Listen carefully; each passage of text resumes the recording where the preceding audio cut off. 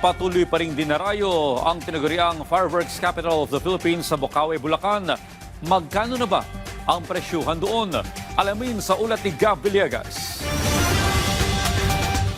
Mula sa Malvar, Batangas, dumayo pa si Melvin para mamili ng paputok sa Bocaue, Bulacan. Dahil sa dekalidad anya ang mga itinitindang paputok. Aabot sa 15,000 piso ang kanyang budget para sa mga paputok at pailaw, kabilang dito ang kwitis at fountain.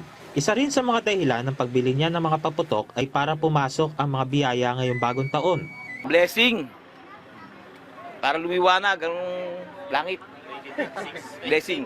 Lumiwanag ang 2026. Si Ruel naman na mula pa sa Taguig City, aabot sa 2,500 pesos ang budget. Ilan sa kanyang mga biniling paputok ay sinturon ni Judas, whistle bomb at kwitis. Para pantaboy ng sabi nila ng malas.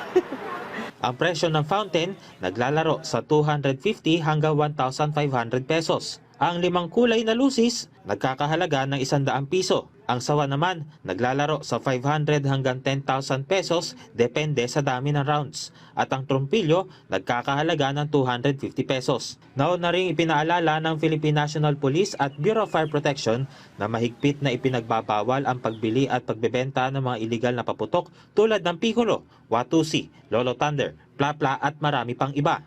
Kung gusto nyo naman ng alternatibo na pampaingay sa bagong taon, ay mayroon ring mga nagtitinda ng mga torotot kung saan mabibili ito mula 50 pesos hanggang 180 pesos. Kung ayaw mo ng torotot, may ino-offer naman na bamboo flute si Chris na mula Pampanga na sinasamantala ang pagkakataon sa Bocaue habang maraming namimili ng paputok. Naglalaro sa 150 hanggang 180 pesos ang mga binibenta niyang flute. Positibo siya na mauubos niya rin ang kanyang mga paninda bago sumapit ang bagong taon.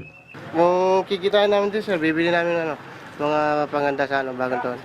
Pag nakarami kami ngayon, sir, baka bukas, sir, bibili kami ng mga prutas. Ayon naman sa Bocaue PNP, patuloy rin ang kanilang pagbabantay sa mga tindahan ng paputok habang papalapit ang bagong taon. Meron po kaming 24/7 na police assistance desk at tuloy-tuloy po yung aming checkpoint operations, particularly po sa mga nagpa-transport po ng mga illegal na paputok. At kasama din po namin yung barangay at mga iba pang mga volunteers na tumutulong po sa pagmamano ng traffic at pag-maintain ng physical order dito po sa lugar po. Nagpaalala rin si Ramirez sa mga nagbebenta ng paputok na mahigpit na ipinagbabawal ang pagbebenta nito sa mga minor de edad. May paalala rin ang Bocaue PNP sa mga hahabol na bumili ng paputok. Pagka hindi naman po ganun karami ang volume ng transport ay isipin lang po nila na maayos at hindi naman po yun matukos ng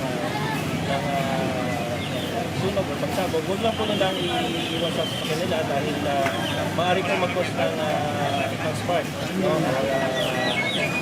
Sa anumang mainit na lugar, direct sunlight, iwasan din nila. Gab Villegas para sa Pambansang TV sa Bagong Pilipinas.